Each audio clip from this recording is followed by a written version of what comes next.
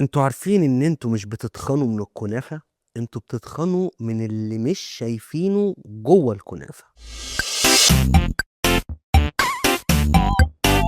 خليني المرة دي هبدأ بسؤال بسيط. كم مرة في رمضان انا مش باكل حلويات كتير ومع ذلك انا وزني بيزيد؟ كم مرة قلت انا بطلت بيبسي وبرضه بطنك بتكبر؟ المشكلة مش في البيبسي، مشكلة مش في الكنافة، المشكلة في السكر اللي داخل جسمك وانت فاكره عادي. السكر مش بس حلو، السكر هو اي حاجة هترفع الجلوكوز بسرعة. التويست مش الكمية بس، اخطر حاجة السرعة هي الاخطر. يعني ايه؟ يعني مش الكمية اللي داخلة على قد ما خطورة سرعة ارتفاع السكر جوه الجسم. طب هنربط ده في رمضان ان بعد الفطار انا ببقى صايم بالي كتير، فالانسولين قليل، فالمخزون بتاع الجلايكوجين اقل، فالجسم ابتدى يعتمد على الدهون جزئيا طبعا. طيب لما اجي ادخل اول حاجة تمر وعصير ومفيش الياف وحاجة مسكرة كده بسرعة وكنافة، السكر يعلى بسرعة. الامتصاص بتاعه بيبقى سريع جدا لان مفيش الياف اصلا قللت امتصاصه، فالسكر عالي. الدراسات اللي اتعملت اثبتت ان المشروبات او السكريات اللي بترفع الجلوكوز اسرع واعلى من نفس الكمية السكر في الصورة الصلبة. يعني انا ممكن اكون باكل وبشرب الحاجة وانا شايف ان هي ككمية قليلة، بس الصورة اللي انا خدت فيها السكر ده هو اللي علّى السكر في جسمي. طب اللي بيحصل ايه؟ قفزة السكر فوق فالانسولين علي، فالتخزين علي، هبوط سريع بعديها فالجوع علي. ده بنسميه الجلايسيميك رولر كوستر. الرولر كوستر مش موجود بس في الملاهي، ده موجود جوه جسمنا. المشكلة اللي محدش شايفها ان السكر الابيض 50% منه جلوكوز و50% منه فركتوز. الجلوكوز بيدخل كل الخلايا، الفركتوز بيروح على الكبد على طول، فلو زاد الكبد بيحوله لدهون ويرفع الدهون الثلاثية معاه، يرفع مقاومة الانسولين. الدراسات اللي ارتبطت في حاجات كتيرة ليها علاقة بالكبد ان الافراط في الفركتوز وزيادة دهون الكبد واضحة وصريحة في كل الدراسات. يعني العصير الطبيعي ممكن يعمل دهون على الكبد، طبيعي ومن غير سكر بس لو كميته زادت هيعمل دهون على الكبد، ده عادي جدا. يعمل دهون على الكبد، طبعا يعمل دهون على الكبد. وعلى فكرة مش شرط وزنك يبقى عالي، انت ممكن يبقى وزنك عادي او طبيعي ومش تخين بس عندك دهون على الكبد، لان الناس رابطة دهون الكبد بتخن الجسم، وده معلومة خاطئة 100%. طيب وهو ايه اللي احنا مش عارفين نظبطه؟ في حاجة مفقودة كده، تقلب السكر، والسكر اللي طالع نازل بيرفع الهرمونات، تنبيه بيزيد قوي للكورتيزول فيقلل النوم. هنا نيجي نقدر نربط ما بين اضطراب الجلوكوز وجودة النوم البايظة. يعني النوم المتقطع ممكن سببه يبقى سكر مش قلق. يعني انت فاكر ان انت مش جايلك نوم او مش عارف تنام وبتصحى طول الليل، ما بصيتش على اخر حاجة كلتها قبل ما تنام؟ تفتكر ان هي ما كانتش قطايف مثلا، كانتش كنافة، ما كانتش من عند وجيت تقول اصل ما جاليش نوم، اصل نومي كان متقطع؟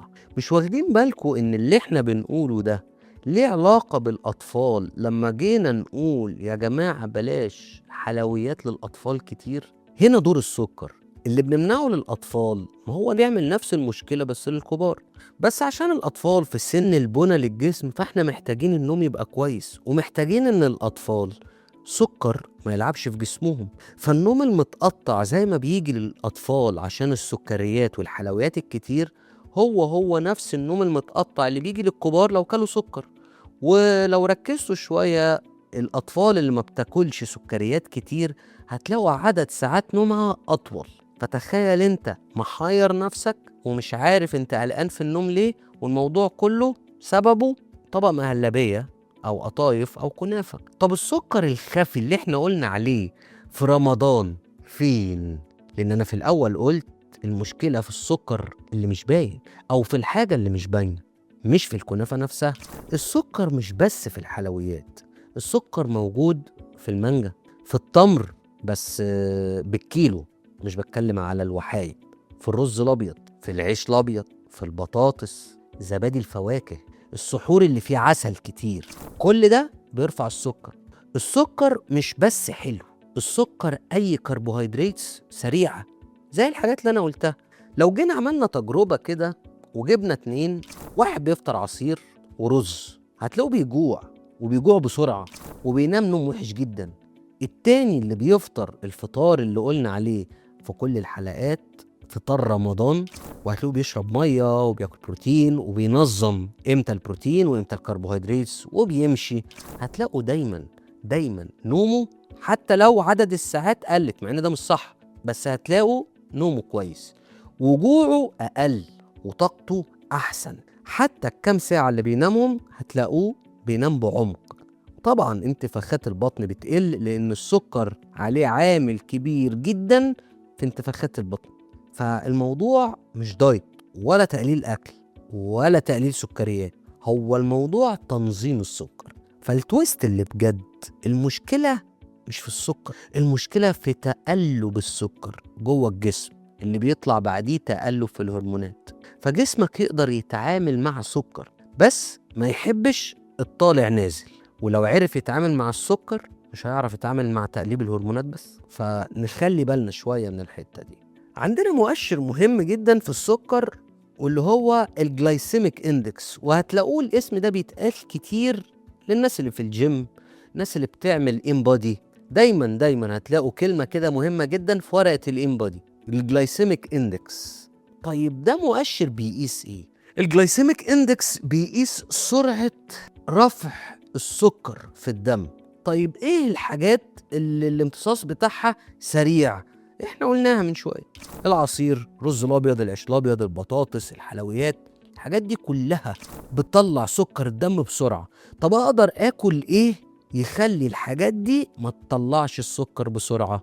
الشوفان، البقوليات، الفول بتاع بالليل يعني، محدش يدخلني في القولون دلوقتي، الخضار، البروتين، الدهون الصحية، كل الحاجات دي بتخلي السكر يعلى في الجسم بس ببطء، بالراحة، قليل، بانتظام، بطريقة الجسم يفهمها.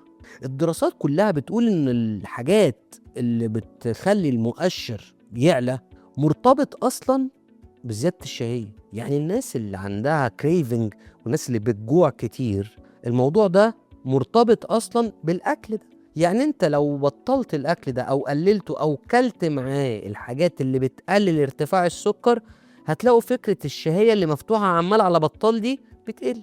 وطبعا لما الشهية بتزيد، مخاطر مقاومة الانسولين بتزيد معاها، ومع الوقت بنخش في حاجات كتيرة توصل للزهايمر، وده عاملين عليه حلقة. يعني المشكلة مش انك اكلت رز، المشكلة انك اكلته على معدة فاضية. تخيل، يعني احنا دايما بنهتم ان الدواء ما يبقاش على معدة فاضية، مع ان في ادوية المفروض تبقى على معدة فاضية. انت متخيل بقى ان الرز اللي على معدة فاضية وتبلع معاه بعصير هو المشكلة؟ لان مفيش معاه الياف، مفيش حاجة ظبطت قبل ما الرز يخش او العصير، فمفيش حركة، شكرا. فالسرعة هنا بقت المشكلة. يعني السرعة في امتصاص الحاجة اللي أنا كلتها ومن بطن مش متهيأ لها هي هنا المشكلة. فهنا يجي دور الترتيب. في ناس كتيرة مش مركزة في الموضوع ده، مع إن في دكاترة كتيرة اتكلموا على موضوع الترتيب، مش بس الكمية ونوع الأكل. أنا ممكن أكون باكل نفس الحاجة بس أرتبها صح. إن يعني مثلا ترتيب الوجبات أثبت إن أكل الخضار والبروتين قبل الكربوهيدرات هو اللي بيقلل قفزة السكر، وبصورة واضحة على فكرة.